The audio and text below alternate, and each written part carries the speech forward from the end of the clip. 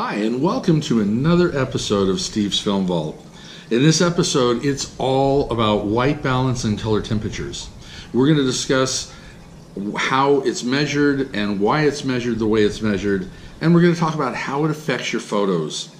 We'll also talk about switching from auto white balance to manual white balance and when and why that would be appropriate, and to be perfectly honest, why you might not want to mess with this for a while.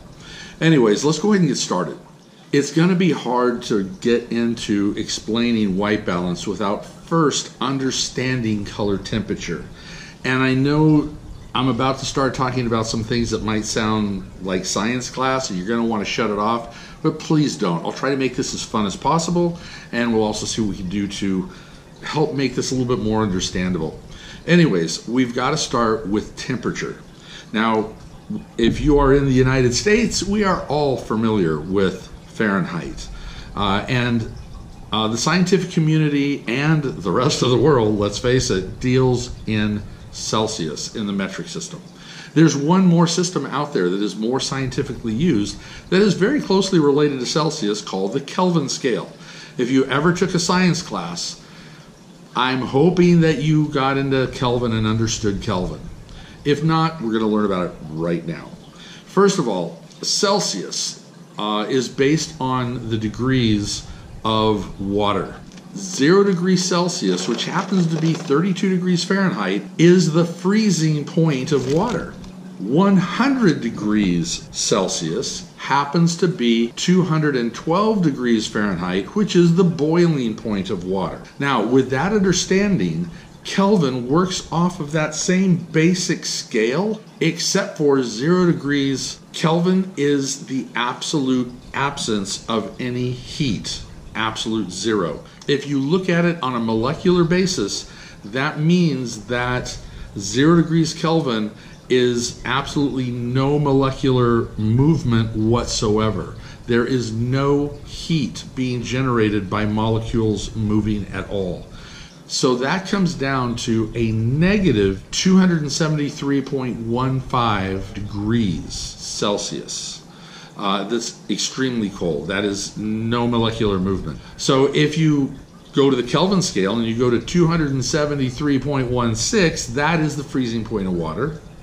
Add 100 degrees to that, 373.16 degrees is the boiling point of water. So what does this matter? Well, in the scientific community, this is how we measure things, especially temperature. Now, let's start talking about color temperature of light. So you're thinking, well, how does light have temperature? It's based on what temperature is given off of a standard black filament when it reaches a certain light. So candlelight, for instance, for that filament to get to the level of candlelight, it would put off between 100 to 2000 degrees Kelvin to get to that point. Extreme sunlight is going to bring you up much brighter, between 5 to 8,000 degrees Kelvin in that area when you're talking about sunlight. So, and every degree in between. So what exactly is white balance and how does it affect my camera? First of all, we need to understand how color is created in a camera. If you were to print out something on a printer, which is additive, a printer works on a 4-color system, YCMK, yellow, cyan, magenta, and black. We all know what yellow is. Cyan is a blue, magenta is a red, and then we have black. When you add those colors together, you get all the shades of the rainbow. So if you mix yellow and cyan, you're going to get a level of green. If you mix cyan and magenta, you're going to get a purple. When you add black, it's going to get darker. When you take away all the colors, it's going to get white until you just have the white page. That's what printing on paper is all about. With color in a camera, it's just the opposite. They go with a 3-color system called RGB, red, green, blue. And you may be thinking, well, why don't they use yellow? Well, it's just the way that the optics in a camera works. So think of the green more as what a yellow would be. So when you're mixing the red, the green, and the blue together, then you're going to be able to mix all the different colors. The absence of all of those colors is going to be black this time because you have no light hitting your sensor. The presence of all the color is white. So 100% red, green, and blue across the board is going to give you white light. Think of a prism. A prism breaks down the light into the different bands. That's what a rainbow is. So in this case, what you're getting is a mixture of these colors to form something. So white balance in your camera, it takes in all the color that's surrounding you, and auto white balance setting will mix those colors together and try to figure out a balance of what white should be. So if it adds all those colors, assuming that you got all the colors of the rainbow around you, it's going to come up with what it thinks is white. And then it will adjust your color for you accordingly. This works well most of the time. Now here's a word of warning that I do want to bring to you, and that is, I have found, and we're going to be getting into an episode, we're going to be getting into Adobe Bridge and Camera Raw, which allows you to do all sorts of color correction after you've taken the pictures. And there's a lot of other programs out there, but I choose those because Adobe gives those away for free. But what basically happens is that it's easier to correct a bad photo when auto white balance made the mistake and didn't get it perfect than it is to correct an image that you totally messed up. If you had the white balance set for indoors incandescent lighting and you go outside, it's going to be near impossible to fix that image after the fact because the difference is so great. Or vice versa. You shoot outside and then you come inside to shoot and forget to change your white balance from 7,000 Kelvin to 3,200 Kelvin. It's going to be really difficult to fix that image. If you're going to be moving in and out a lot, I would suggest keep it to auto white balance and then plan on possibly correcting any issues you might have after the fact if you need to. The computer inside the camera is pretty intelligent. But otherwise, make sure that you are 100% aware of what your settings are as you go from inside to outside. So now let's go ahead and take some pictures. So I'm going to have my camera set at aperture preferred. And then when I go ahead and kick on the white balance, I have auto white balance, then daylight, which is approximately 5,200 Kelvin, shade, outdoor shade at 7,000 Kelvin, outdoor cloudy at 6,000 Kelvin, then incandescent tungsten lighting at approximately 3,200 K, and then white fluorescent light at approximately 4,000 Kelvin. It also has a setting for flash, and there's also a custom setting that I can take care of that as well. Now this is the T5i. If I go to the T6i,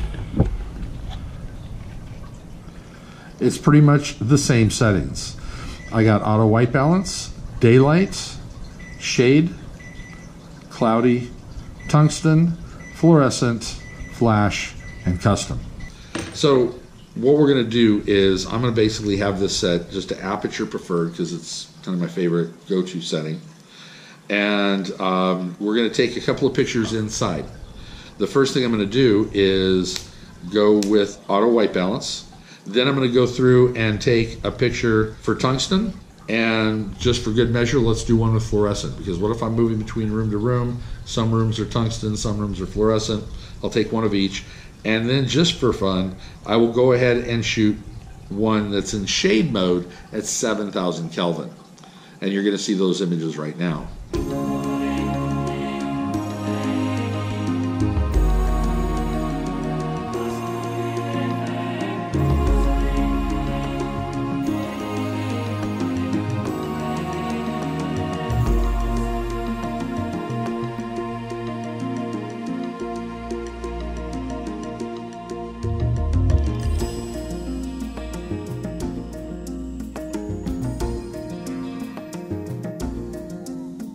Now you're going to notice at the 7,000 Kelvin image, everything looks extremely orange.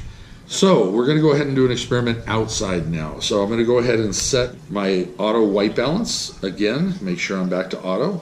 Then I'm going to go ahead and take a picture outside using daylight. I'll do another one under shade, another one with cloudy, and then I'm going to take a picture with tungsten. Now, depending on where I do take this picture, and only you will see when I take it, either the daylight, the shade, or the cloudy is going to have perfect white balance. When I get to tungsten, it's going to look extremely blue. Once again, it's because the camera is trying to make sense of an outdoor, bright, sunny environment, and it's trying to make it look as if we were indoors with that type of lighting. The camera is not so smart to realize that we're shooting outside, so it's going to try to make sense of whatever I put in front of it.